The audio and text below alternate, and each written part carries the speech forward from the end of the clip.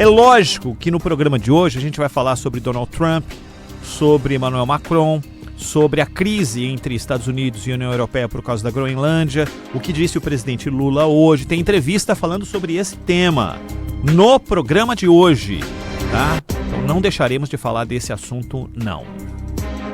A gente começa o Acontece indo a Brasília. O ministro Edson Fachin interrompeu o recesso dele, um baita desgaste do STF. Tem a questão com o Banco Master, ministro Dias Toffoli, a questão envolvendo a esposa do ministro Alexandre de Moraes, como advogada do Master, e por aí vai, dos representantes do Master. O Afonso Marangoni faz um resumo das últimas informações. Fala, Marangoni, boa tarde. Boa tarde, Ronald. Boa tarde a você que nos acompanha na Rádio Bandeirantes. Olha, em meio aos desdobramentos desse inquérito do Banco Master, o presidente do Supremo Tribunal Federal, Edson Fachin, decidiu voltar à capital federal e conversar, com os ministros, colegas dele da corte, porque sim, essa condução do inquérito por parte do ministro Dias Toffoli, tem gerado desgastes ao Supremo Tribunal Federal. Hoje, Fachin nem ficou em Brasília, na verdade, ele cumpriu teve, na verdade, um encontro com o colega Flávio Dino, que também é do Supremo Tribunal Federal, O foco das preocupações, Ronald, é sim a forma como Toffoli conduz o caso, com decisões que geram forte desconforto no meio jurídico. Posso lembrar, por exemplo, o caso da segunda fase, dessa operação que investiga o caso do Banco Master, em que Toffoli determinou que os materiais colhidos ali das buscas e apreensões não ficassem na Polícia Federal para análise do que tem ali, como isso é de praxe, Ele determinou que ficasse no Supremo. E aí depois reconsiderou, deixando este material na Procuradoria-Geral da República e com apenas 4 delegados da PF podendo ter acesso a ele. Então isso é um dos exemplos aí de que essa condução, considerada por muitos estudiosos do direito como atípica, gera sim desgastes ao Supremo Tribunal Federal. Até tem um dado aqui interessante que nos últimos meses parlamentares pediram que a Procuradoria-Geral da República defenda perante o Supremo a suspeição de Toffoli. Mas aí nós temos o histórico de que ao longo dos últimos 26 anos não houve nenhuma decisão do Supremo favorável a pedido de afastamento de um ministro.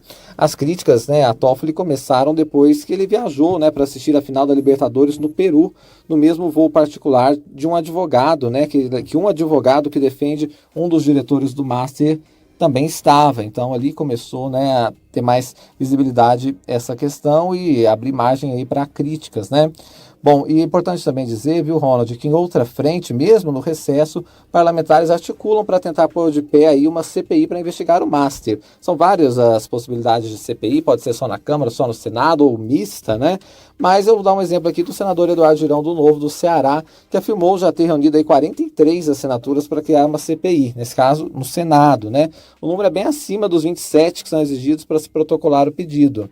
Mas aí cabe ainda ao presidente do Senado, Davi Alcolumbre, do União Brasil, dar andamento à instalação dessa CPI. Depende, portanto, dele, do timing político, em relação a essa questão.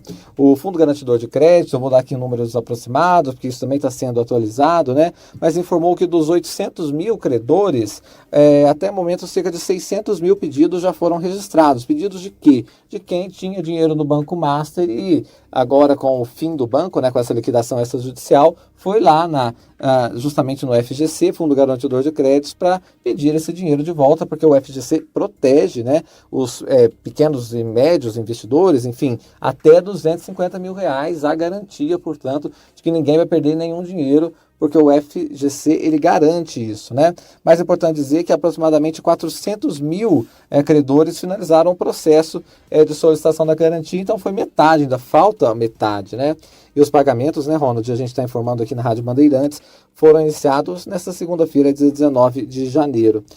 Também é importante dizer em relação ao Master que a Polícia Federal marcou para a segunda e terça-feira da próxima semana 11 novos depoimentos. Quer dizer, a história ainda vai ter muitos capítulos que a gente vai contando aqui, Toffoli determinou que a coleta das falas, dessas oitivas, portanto, ocorre apenas 2 dias e não nos 6 dias que foram solicitados pela Polícia Federal. Enfim, Ronald, são vários aspectos que a gente pode trazer aqui. A gente vai informando sempre os ouvintes da Rádio Bandeirantes quando surgir qualquer notícia importante. Um abraço para vocês. Valeu, obrigado. Afonso Marangoni, da Capital Federal.